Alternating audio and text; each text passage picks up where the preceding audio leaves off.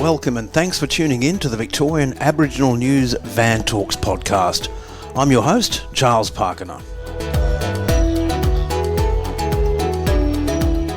Victorian Aboriginal News acknowledges and pays respect to traditional owners and custodians across Australia.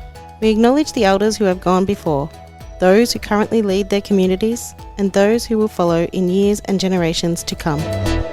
On Sunday the 30th of June, at St Paul's Cathedral in Melbourne, there was an event at which Glenn Loughrey, a man who's been on our Van Talks podcast several times over the past year or so, was collated as the Provincial Archdeacon of Reconciliation, First Peoples Recognition and Treaty. Joining us now to talk about the new role that's been established in the Anglican Church is the man himself, Archdeacon Glenn Loughrey. Archdeacon, Uncle, welcome back to the program and thanks for sparing the time. Thank you, Charles. It's good to be here. So what led to this? Well, this has been one of those moments that has taken about 8 or 9 years to get to this particular stage. The Aboriginal Council of the Anglican Province of Victoria, which is a small group of clergy, who met with the Archbishop back in 2016-17 and began the process of making a statement of the kind of processes that the church needed to undertake and actions the churches need to undertake to recognise its history and its relationship with Aboriginal and Torres Strait Islander people. In the last couple of years, there's been further progress on this statement, which has brought about some changes within the Anglican Synod, and as a result of that, and the referendum and the failure of the referendum, there's been discussions about how the church moves forward and how does it continue to show its support for and its commitment to the cause of Aboriginal and Torres Strait Islander people in Victoria. Just before we go on, it was only about a month or so ago, I believe, or maybe a month and a half ago, that the Anglican Church actually presented evidence at the Yoorrook Justice Commission. Right. It was very forthcoming in opening up its books and disclosing just how much money it had by way of land investments right across Victoria. How important was that to what you're seeking to achieve now, that level of openness, which was in contrast to the other churches that gave evidence as well? That was vital. While we had got to a stage within the province that there would be person appointed to develop a body over the next 5 years, the actual process or the actual naming of that position had yet to be fully completed. The response of the Anglican Church people to Yoorrook and to the questioning by the commissioners brought about the discussion, is the church open to treaty? And is the church open to continuing dialogue with Aboriginal and Torres Strait Islander people in Victoria? And the response that came back from the bishops who attended was, we are open to doing treaty. We're open to treaty. That has been significant in getting the title and the remit widened to include treaty, because prior to that the word treaty wasn't included in it. Why you in particular? We know you were a vocal activist during and we've got to say the word activist, during the lead up to the referendum. You and I crossed paths many times during that period of time, but you've got other Aboriginal people within the church who have been just as supportive of the work. Why do you think you in particular were picked for this particular job? It's always hard to say why you were picked. We have here in Victoria only half a dozen Aboriginal clergy in the church. Yeah. Okay?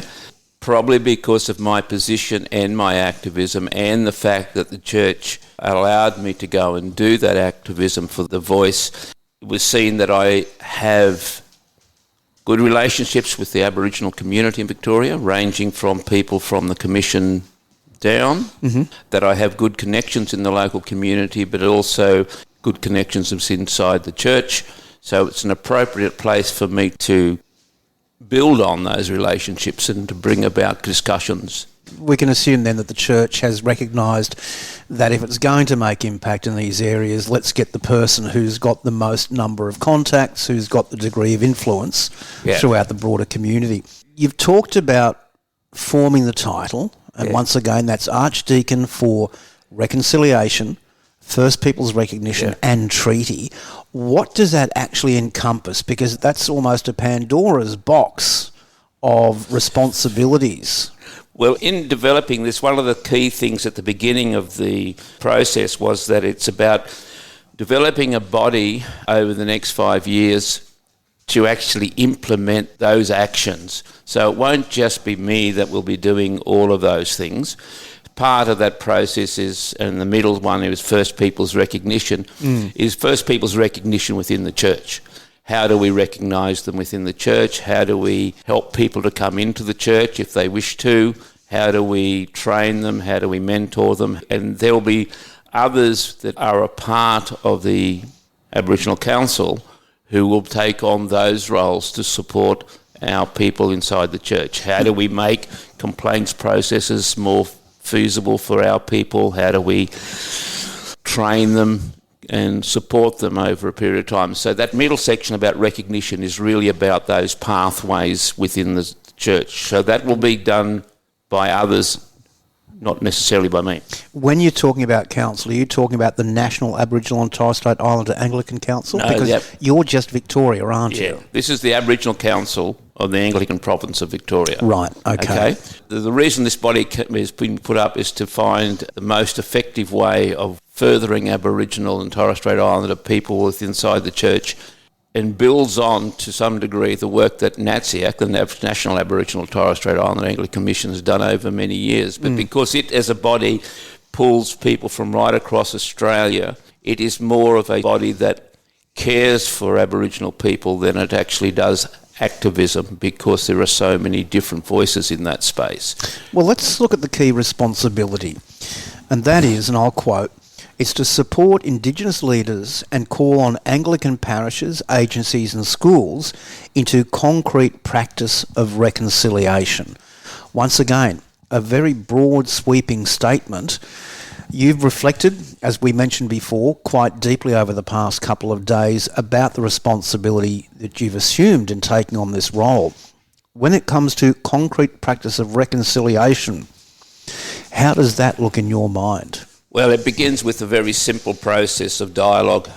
I think one of the things that we have to move away from as a church and as any other institution in Australia is unilateral action, and action from a place of power. Yeah. So what we would be doing is beginning the process of educating the church and its institutions, put into action the concept that nothing for us without us. So you don't just make a decision that, we're going to pay the rent and we're going to pay $300 a year. No, you need to sit and talk to your local elders and have conversations. So it's about helping them to understand that they have to engage and give up or lay down their privilege in a way that's... It's not going to be an easy thing. Let me just jump in, because you're talking about goodness knows how many parishes across the 5 dioceses that make up Victoria. What sort of support is there? Yes, we know in the sermon that it was called for that there would be broad support for you and your work, but it's really a case of winning the hearts and minds of those people at a parish level. How do you plan to go ahead and win those hearts and minds? We have 5 years in which to develop this process. And we'll come back to that 5 years in a couple of minutes. I know you will. And we have 5 years to develop this process, and it'll be a combined process of engaging with what I would probably call lighthouse parishes and lighthouse groups who already have an interest in this and who will be prepared to try and do new things so that we can show and set up an example of how this works on the ground. And we would do the same in a diocese kind of process and inside the church. And there'll be an education process that will need to be developed to protocols, sending out types of protocols of how you work with Aboriginal people. It's good examples of this through our ASTIS and others of good protocols that we would like to see happen with inside the church. Yeah. If you're going to be engaging with Aboriginal people, here's the do's and here's the don'ts, and we will guide you through those if we can. So essentially what you're going to be looking for is who can help champion. Yes, absolutely. Let me be very blunt. So you're looking for the low-hanging fruit, and there's nothing wrong with that.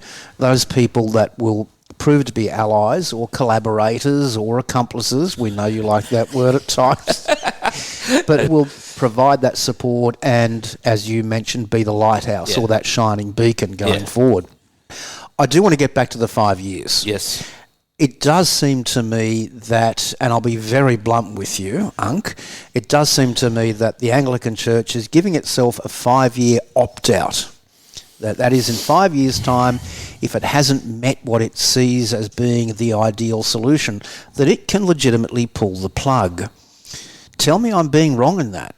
Well, there's always the danger of that, but then those of us that are involved need to be strategic about how we manage that possibility. The original idea was that it got permission to do 5-year, the Provincial Council got permission to do a 5-year pilot to bring about a different way of doing Aboriginal and Torres Strait Islander work within the church. Sure.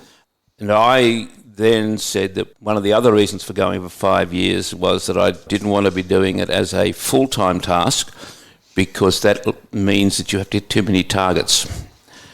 And it doesn't suit the way our people work. Right. Our people need time and need the opportunity to listen and to hear and to trust and to grow and to sit around and yarn about this. So we've done it over a 5-year half-time kind of process because it just allows some more freedom to develop a process and respond, as we have just shown, respond to outcomes of such as the Uruk and bring about changes to how the process will work. So I think, yes, there always is a risk that at the end of the 5 years it doesn't go ahead, but I suspect that after engaging with and getting the support of people like Uruk and First Peoples Assembly and others, the chances of it being able to not go ahead are much less than it was before.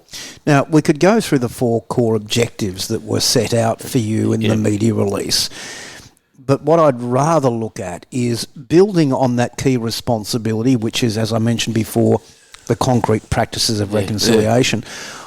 In the next 5 years, what are some of the key objectives or goals that you've set for yourself in these past few days of reflection, and I'm sure before your collation? The primary goal is in this year, my primary goal is not to make dust, not to hurry. So the rest of this year is to dialogue with the church through its bishops in the various regions, Melbourne, Gippsland, Wangaratta, Bendigo and Ballarat, right, and work with them to develop an understanding of what they would like to see as well as what we would like to see, and begin that collaboration process with them. Have you already had dialogues with the bishops? As a group, but not individually. And what sort of feedback did you get from them in that group? The feedback is that they're very open to this whole process and I would say very positive. And I think that we do have the support of the bishops of the province. They sit on the Provincial Council. Yeah. And they have given the go-ahead to this process. So it's just a matter of now sitting with them and finding out exactly how they see it working in their places and how we can help and collaborate and change and rearrange some of those ideas to move forward. Then it's to spend time with each of the Aboriginal clergy and lay people that we have around and hear what they want to see from the church themselves. So how they want the church to respond to them, because part of my role is to do pastoral support and care for those particular clergy. You were mentioning this earlier, yes. Yeah, to support them in their place. And as I develop and document the responses to all of those discussions, we'll get a clearer picture of exactly how to go forward. But at the same time, I will be talking to Uruk and First Peoples Assembly, and when I'm in regions, areas, attempting to get conversations with local elders so that we can find out what the local Aboriginal community outside the church expects from the church. That's a fairly ambitious goal that you have, even for 5 years, given that there are, well, it's an indeterminate number of traditional owner groups and elders representing them right across Victoria. What sort of support do you have by way of staffing for this? Because one person alone, seems a bit unrealistic. Let's be frank about it.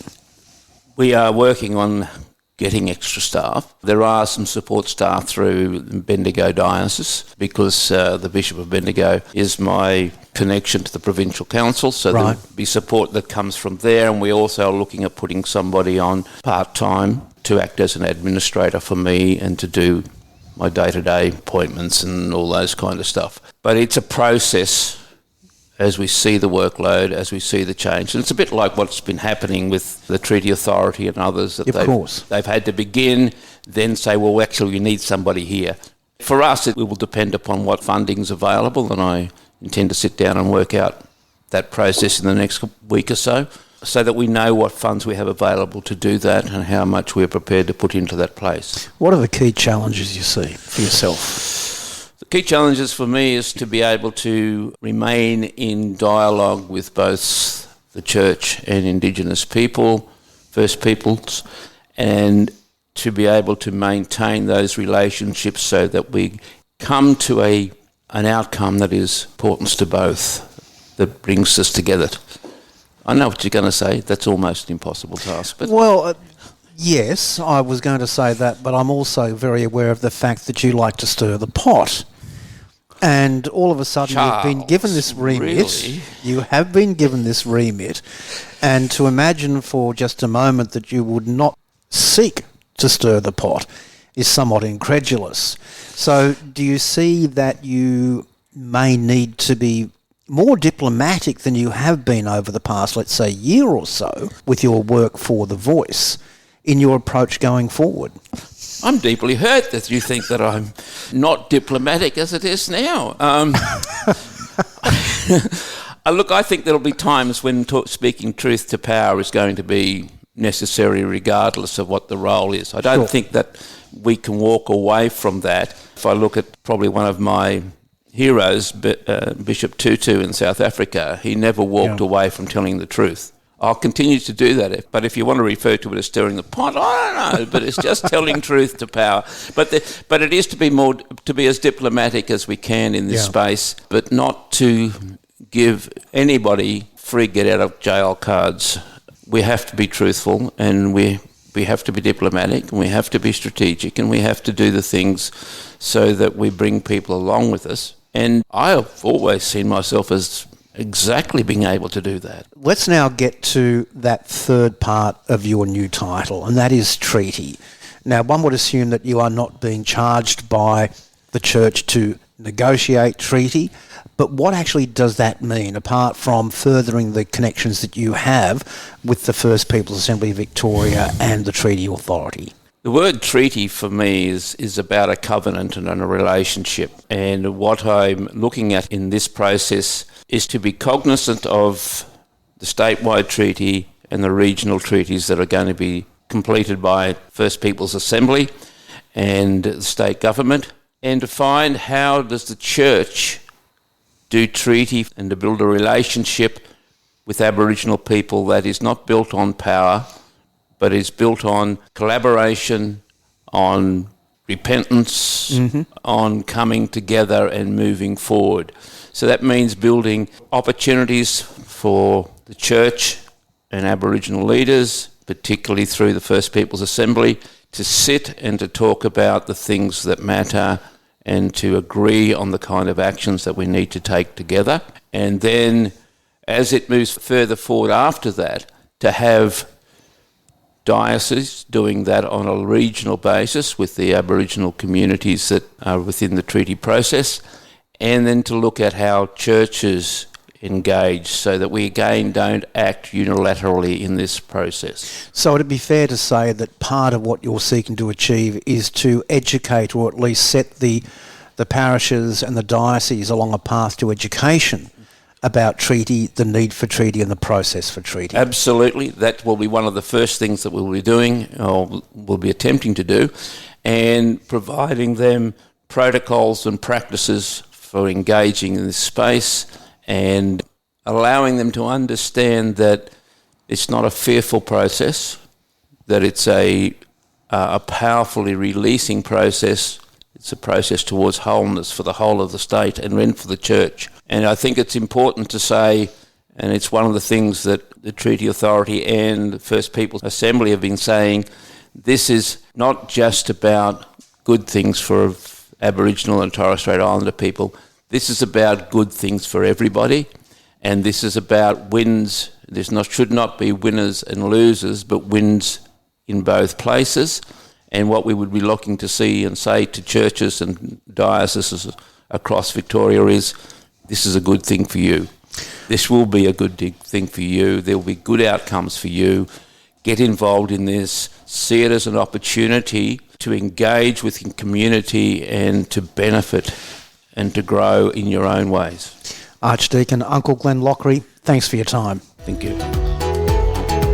For a full transcript of this interview, visit the Victorian Aboriginal News website at vicaboriginalnews.com.au. Until our next episode, stay safe and stay informed.